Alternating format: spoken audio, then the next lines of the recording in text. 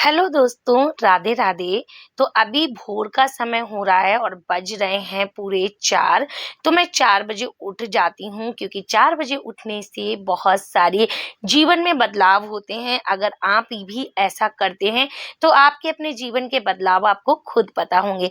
तो सबसे पहले मैं सुबह उठती हूँ और भगवान को भजन करती हूँ, भगवान को याद करती हूँ, अपनी हाथों की रेखाओं को देखती हूँ, चूमती हूँ और इसके बाद में उनकी जो गर्मी होती है उसको अपने फेस पे रख लगाती हूँ। देखो ये सारे बड़े बूढ़े भी किया करते थे, लेकिन अभी क्या है ना, बहुत ज़्यादा पढ़ी लिखी वाली लाइफ हो गई तो ये सारी चीज़ें बहुत कम लोग करते हैं। लेकिन हाँ, जो लोग इनके बारे में जानते हैं वो इसको बहुत अच्छे से फॉलो भी करते हैं और उनके जीवन में बदलाव भी होते हैं। रात में सोते समय बाल खराब हो जाते हैं तो सबसे पहले मैं अपने बालों में जूड़ा बनाती हूँ। इसके बाद में धरती माता को प्रणाम करती हूँ और इसके बाद में अपना बिस्तर छोड़ देती हूँ। मैं बार-बार सोने की बिल्कुल कोशिश नहीं करती हूँ, एक बार उठती हूँ तो फिर उठ ही जाती हूँ। और जो सबसे पहला काम होता है वो मेरा गिलास में पानी लेके और अपनी देहरी पे डालना होता है। ये बहुत अच्छा होता है गाइस, अपनी देहरी पे पानी ज़रूर डालना चाहिए क्योंकि कहते हैं पितृदेव आते हैं तो उनको पानी अगर डाल दो किचन से लेके तो बहुत आशीर्वाद देते हैं। तो यहाँ मैंने अपना बिस्तर भी उठा दिया है और अब सारी चीज़ों की डस्टिंग चलेगी और डस्टिंग करने के बाद में बिस्तर वगैरह रेडी कर देंगे। आज इस वीडियो में मैं आपको बताऊंगी कि इंडक्शन को आप कैसे यूज कर सकते हो। बहुत सारे लोग हैं जिनका इंडक्शन पे खाना जल जाता होगा और बहुत सारे लोगों को प्रॉब्लम हो रही है, तो मैं आज आपको बता दूंगी कि इंडक्शन को किस तरीके से यूज किया जाता है। मैं प्रॉपर 4 सालों से यूज कर रही हूँ इंडक्शन, इसलिए मुझे बहुत अच्छे से आ गया है। तो यहाँ पे 1 गिलास पानी मैंने गुनगुना पी के इसके बाद में झाड़ू लगानी प्रारंभ कर दी है और सुबह सुबह की जो झाड़ू होती है निकल जाती है क्योंकि देखो अभी मेरे बच्चे सो रहे हैं, मेरे पति भी सो रहे हैं। तो जितने भी काम आप कर सकते हो ना, आप जल्दी उठ के जब करोगे तो आपको बहुत ज़्यादा शांति मिलने वाली है। और सच बता रही हूँ, जब से मैंने भोर में उठना शुरू किया है तब से मुझे बहुत शांति मिलती है। और उसके बाद में झाड़ू पोछा कर दिया था, फिर मैं ऊपर छत पे आ गई थी अपने पक्षियों के लिए दाना पानी लेके। और यहाँ देखो सूर्य देवता अभी निकल रहे हैं धीमे धीमे। और यहाँ पे आके थोड़ी सी स्ट्रेचिंग करती हूँ मैं और अपनी बॉडी को थोड़ा सा मूव करती हूँ क्योंकि आजकल बॉडी पेन भी बहुत ज़्यादा होने लग जाता है। तो जो हमारी 30+ की एज हो जाती है तो उसमें तो हमें अपनी बॉडी का बहुत ध्यान रखना पड़ता है। 30+ होने के बाद में योगा हमारी लाइफ का पार्ट बन जाना चाहिए क्योंकि देखो इसी एज में क्या होता है, कमर में दर्द होने लगता है, रीढ़ की हड्डी में दर्द होता है या फिर सर्वाइकल पेन वगैरह जैसी प्रॉब्लम होने लगती हैं। तो मेरा मानना है कि थोड़ा समय अपने के लिए ज़रूर होना चाहिए। तो अब सूर्यदेव कुछ इस तरीके से हो चुके हैं तो मैं अब नहा के आ गई हूँ और मैंने साथ ही अपने कपड़े भी धो लिए हैं। अब फिर से होती है मेरी माधव की सेवा। तो सबसे पहले मैं अपने माधव को उठाती हूँ, पानी पिलाती हूँ, उन्हें स्नान कराती हूँ, फिर उनका श्रृंगार करती हूँ। देखो सारी चीज़ें पॉसिबल नहीं होती हैं कि आप वीडियो में दिखा पाएँ। अगर आप कोई बात का कमेंट करेंगे, अगर आपको कुछ भी जानना है तो आप कमेंट कर सकते हैं, मैं उस पे आप प्रॉपर वीडियो बना दूंगी। तो यहाँ पे मैंने उनका श्रृंगार कर दिया है और मैं अपने माधव का जब श्रृंगार करती हूँ बहुत दिल से करती हूँ, बहुत चित्त से करती हूँ। इसके बाद में उनकी इत्र सेवा देती हूँ और इसके बाद में उनको दर्पण सेवा देती हूँ। पहले अपने माधव को दर्पण दिखाती हूँ, फिर उसी दर्पण में मैं उनका दर्शन करती हूँ और खूब सारी उनकी बलाएं लेती हूँ, उनकी उन्हें बिल्कुल नज़र ना लगे। और हाँ, मैं बिल्कुल उन्हें मैं अपने आप को उनकी मैया समझती हूँ। सच में ये भाव मुझे बहुत अच्छा लगता है। इसके बाद में मैंने उनके दर्शन करा दिए हैं, अब मैं आरती करूंगी। और हाँ, आरती पूजा मैं ज़्यादा दिखाना पसंद नहीं करती हूँ क्योंकि कहते हैं आरती पूजा ये जो भी कुछ हो वो हमेशा छुपा के ही करना चाहिए। आपका जो भाव है आप अपने भगवान के आगे रखिए और पूजा पाठ कीजिए।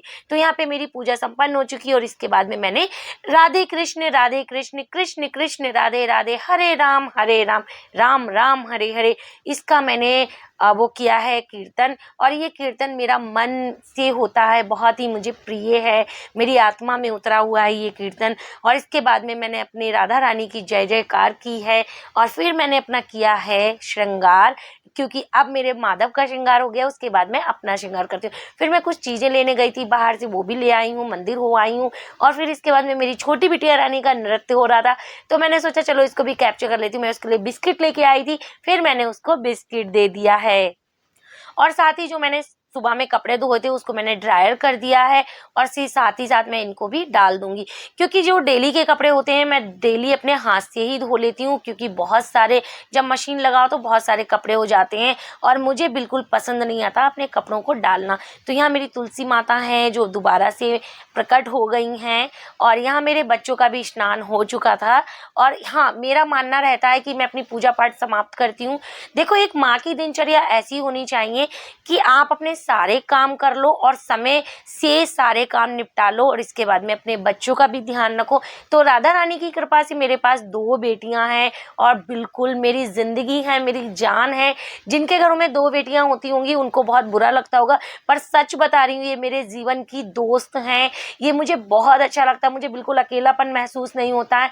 मैं दोनों बेटियों के साथ में इतना एंजॉय करती हूँ, बहुत ही ज़्यादा राधा रानी का कीर्तन करती हूँ, कृष्ण जी का, और मेरे बच्चे बहुत ही ज़्यादा अच्छा लगता है। मैं सच बता रही हूँ, मुझे कहीं जाने की ज़रूरत नहीं, मेरे घर में ही वृंदावन है। दोनों बेटियों को भी जल्दी से रेडी कर दिया है, क्योंकि जैसे मुझे पसंद है तैयार होके रहना, वैसे ही मैं अपनी बिटिया रानियों को भी तैयार करके रखती हूँ।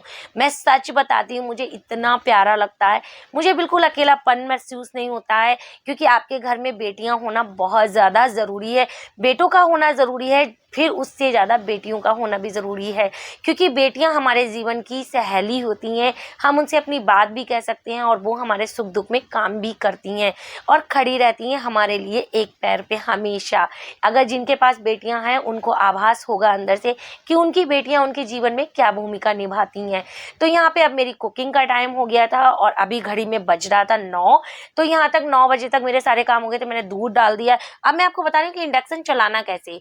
देखो, इसमें बहुत सारे आइकन दे रखते हैं, करी का, चाय का, ये सब चीज़ें, लेकिन मैं इन सब का यूज नहीं करती हूँ, क्योंकि जब भी मैं इन पे रखती हूँ तो हमेशा चीज़ें खराब हो जाती हैं। मैं ये प्लस माइनस वाला जो बीच का सेक्शन है मैं इसको यूज करती हूँ और बहुत जल्दी से जब दूध निकलता है तो सीधा पुश कर देती हूँ, कोई भी घटाने बढ़ाने की जरूरत नहीं होती, बस सीधा ऐसे डायरेक्ट मैं इसको चलाती हूँ। और इसके बाद में इसी से जो इसका टेम्परेचर ये होता है ना, प्लस माइनस ये 2 बटन दिख रहे हैं ना, पूरे इंडक्शन में मैं सिर्फ इन 2 चीज़ों का यूज करती हूँ और बिल्कुल गैस की तरह काम करते हैं ये। अगर आपको बहुत लो करना है तो 1 नंबर पे रख दो और आपको थोड़ा सा मीडियम रखना है तो 2 नंबर पे रख दो। 2 नंबर पे बहुत अच्छे से हर चीज़ भून जाती है।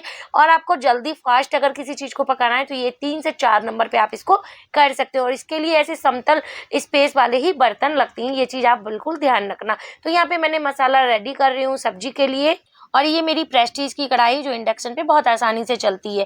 तो मैंने इसको रख दिया है और इसमें अब डाल दूंगी ऑयल।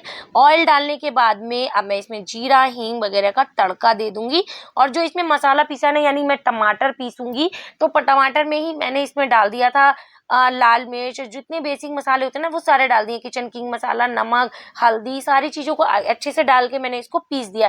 अब एक ही बार में मैं इसको डाल के इसमें डाल दूंगी और देखना अब बिल्कुल मसाला जलने वाला नहीं है, सब्जी एकदम प्रॉपर पकेगी, बिल्कुल भी नहीं जलती है।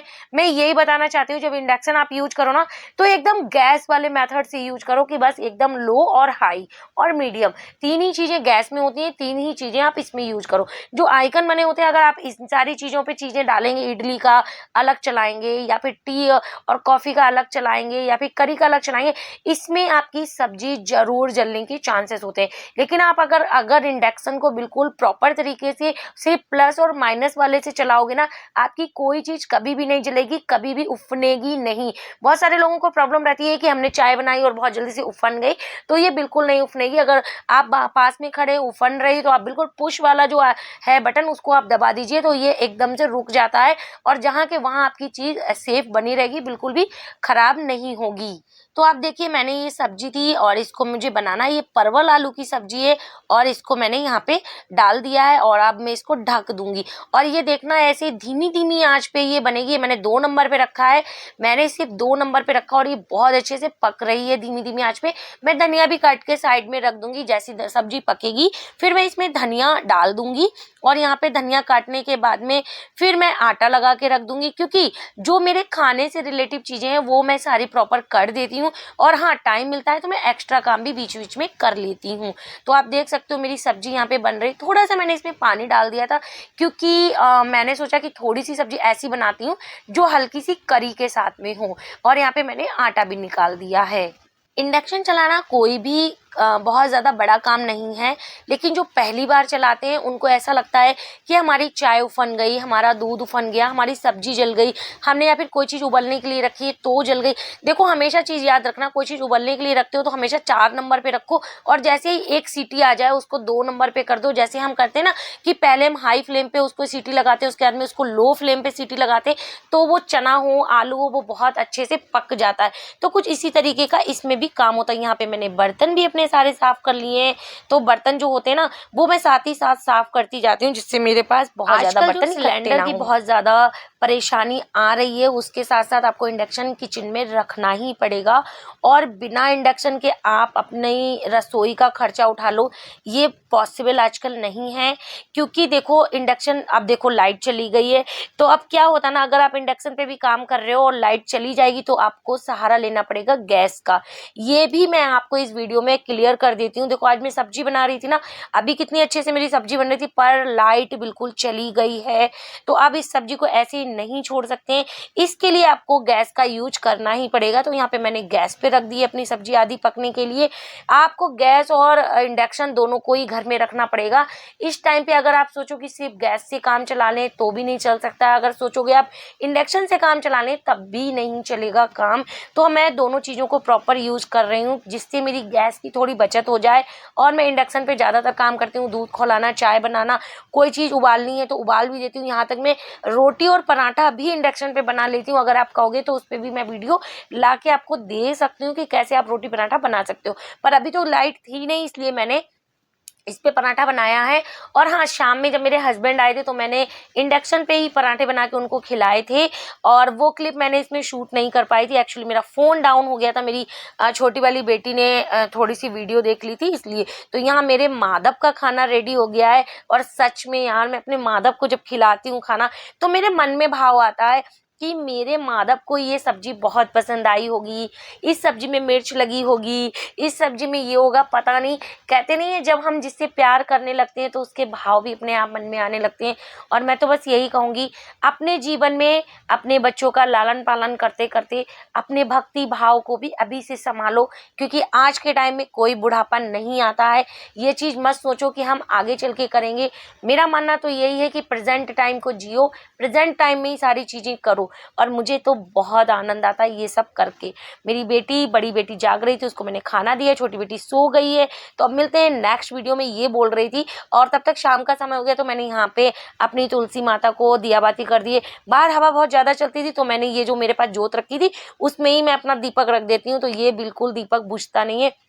और मेरे ही बिल्डिंग में हुआ था कीर्तन, तो जिसकी वीडियो मैंने आपके साथ में थोड़ी सी झलक मैंने शेयर कर दी है। दैया पी गो सारा रा रा रा रा रा रा सारा रा रा रा रा रा, रात श्याम सपने में आयो, रात श्याम सपने में आयो।